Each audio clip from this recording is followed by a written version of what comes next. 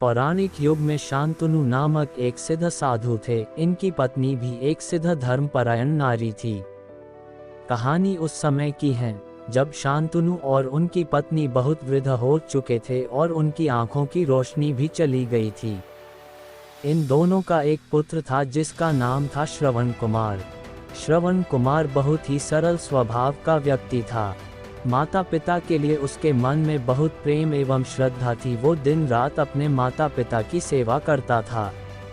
अपने माता पिता का बच्चों की तरह लालन पालन करता था। उसके माता पिता भी स्वयं को गौरवशाली महसूस करते थे और अपने पुत्र को दिन रात हजारों दुआएं देते थे।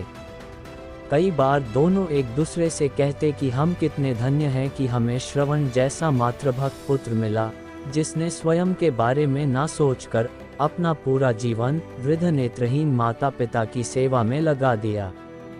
इसकी जगह कोई अन्य होता तो विवाह के बाद केवल स्वयं का हित सोचता और बूढ़े नेत्रहीन माता पिता को कहीं छोड़ आता और खुशी से अपना जीवन व्यापन करता।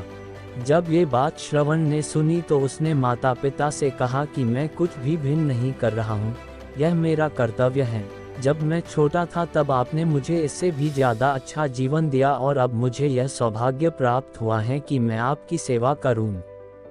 आप दोनों जो भी इच्छा रखते हैं मुझसे कहे, मैं उन्हें अवश्य पूरा करूंगा।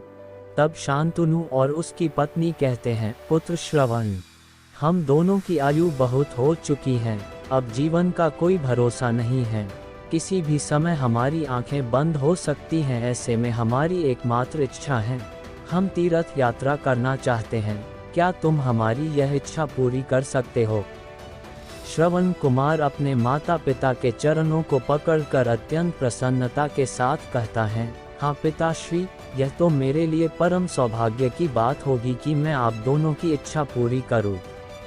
श्रवण अपने माता पिता को तीर्थ करवाने हेतु एक कांवड़ तैयार करता है, जिसमें एक तरफ शांतनु एवं दूसरी तरफ उनकी पत्नी बैठती हैं और कांवड़ के डंडे को अपने कंधे पर लादकर यात्रा शुरू करता है।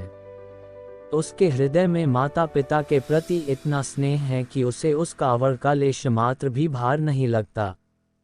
अपने पुत्र के इस कार्य से माता पिता का मन प्रसन्नता से भर उठता है और वे पूरे रास्ते अपने पुत्र श्रवण को दुआएं देते चलते हैं।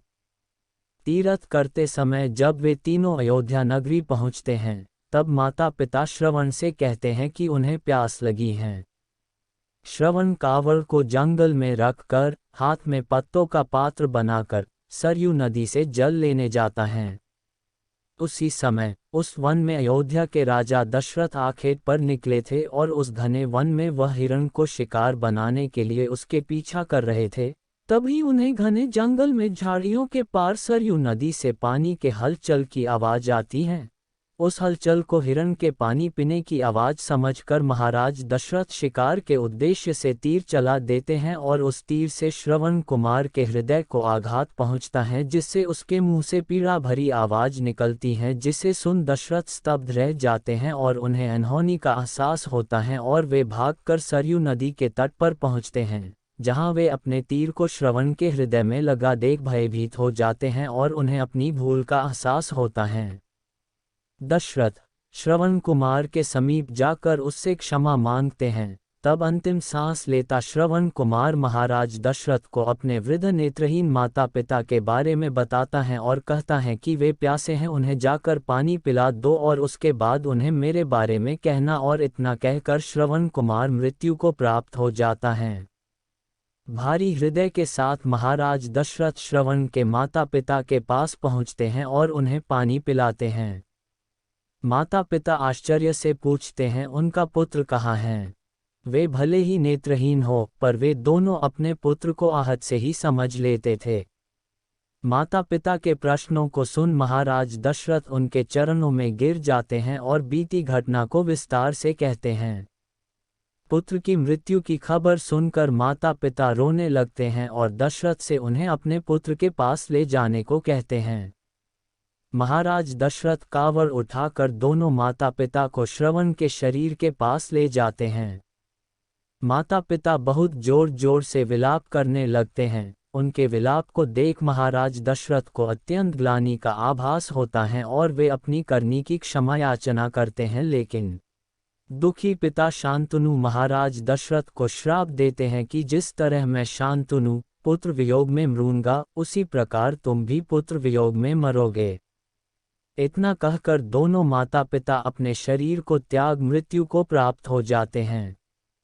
महाराज दशरथ श्राप मिलने से अत्यंत व्याकुल हो जाते हैं और कई वर्षों बाद जब उनके पुत्र राम का राज्य अभिषेक होता है, तब माता कैकेयी के वचन के कारण राम, सीता और लक्ष्मण को 14 वर्षों का वनवास स्वीकार करना पड़ता है और इस तरह महाराज दशरथ की मृत्यु भी पुत्र वियोग में होती है।